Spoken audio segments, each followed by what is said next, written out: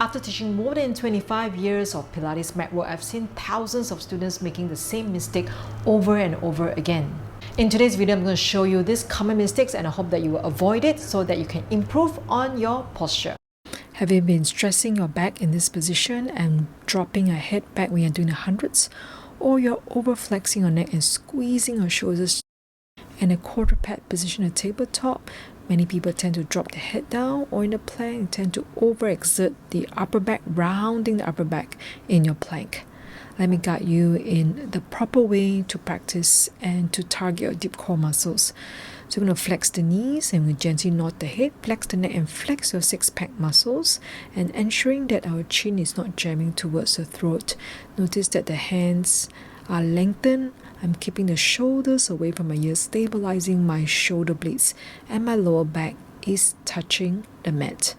I'm not keeping my legs too low so that I'm able to protect my lower back. And from here, I focus on my breath, breathing comfortably, breathing deeply. And you do not want to stress your neck and head, so we're always looking forward and not looking up. So maintaining a nice flexion on the neck. While we are practicing, for example, the obliques here, notice that only my upper trunk is moving and I do not stress my lower back. And slowly release the hands, lower one foot down, lower the other foot down, and stretch out. And next, I'm going to guide you in the quadruped position. But before we do that, let's slowly bring the knees towards our chest, hug our legs, gently roll the head sideways, releasing the lower back.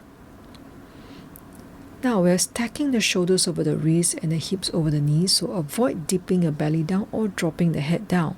So these common mistakes that I see over and over again. So you want to lengthen the spine, maintaining the natural curves of your spine, drawing the belly towards your spine.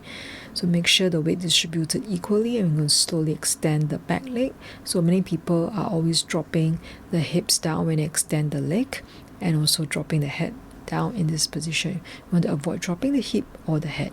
And as we float the leg, notice that I'm not hyperextending my lower back and my opposite arm up, and I'm still able to stabilize my trunk because I'm using my deep core muscles. If this is challenging, just keep the hands down and only one leg up and slowly lower down. And if you observe here, if you do it correctly, you will not be shifting the body. So we are doing trunk stabilization, and only if you can stabilize, then the opposite arm up and keep lengthening the spine. Notice that I'm not dropping my head down, I'm gazing down, I'm not looking up, maintaining good spinal alignment. And from here, okay, we're going to practice the forearm plank. Keeping the feet together, we're going to extend one leg, going into the plank position. So again, before we start, do not drop the head down, do not dip the belly.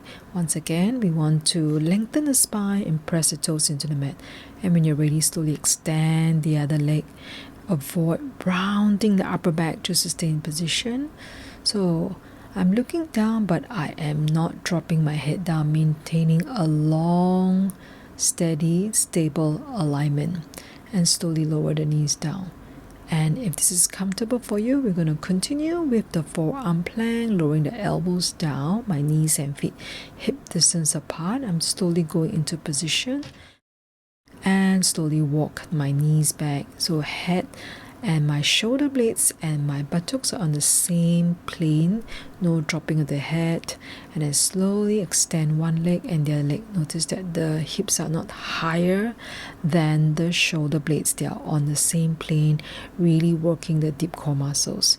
And then when you're ready, slowly lower the knees down. We're going to walk the elbows back and go into the counter stretch.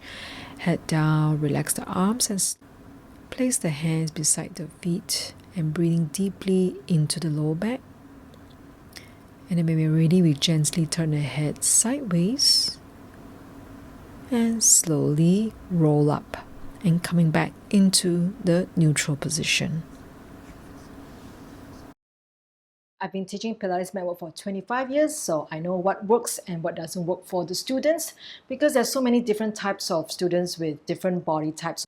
Most of the students that progress well and really reap the benefits of the Pilates practice are those that actually pay attention to the foundational principles and not the ones that do many repetitions. So in Pilates, it's about quality over quantity.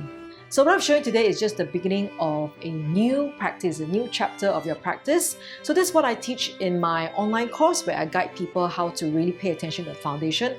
More important is you want to really keep the practice effective for your body. So you need to also spend some time to understand about your body. So if you're interested for me to guide you, you can click on the link below.